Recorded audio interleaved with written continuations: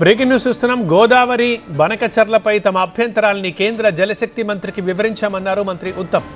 CM రేవంత్తో కలిసి కేంద్ర మంత్రి సిఆర్ పాటిల్తో ఆయన భేటీ అయ్యారు. ఈ ప్రాజెక్టు పునర్విభజన చట్టానికి వ్యతిరేకమన్నారు. తమ అభ్యంతరాల్ని పరిగణలోకి తీసుకుంటామని కేంద్ర మంత్రి హామీ ఇచ్చారని, త్వరలోనే రెండు రాష్ట్రాల సీఎంలతో సమావేశం ఏర్పాటు చేస్తున్నామని తెలిపారు.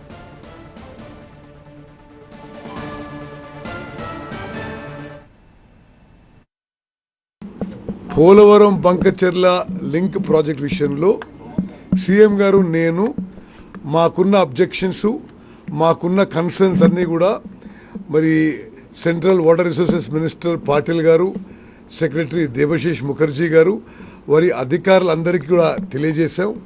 వారు తప్పనిసరిగా మా యొక్క కన్సర్న్స్ అబ్జెక్షన్స్ పరిగణలోకి తీసుకొనే నెక్స్ట్ స్టెప్ వారు వేయబోతారని చెప్పి కూడా వారు చెప్పడం జరిగింది.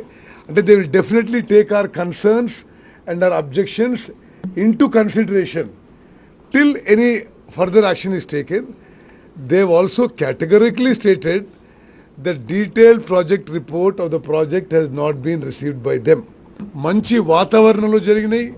మరి సిఆర్ పాటిల్ గారు మాకు అన్ని విధాలుగా హామీ ఇవ్వడం జరిగింది.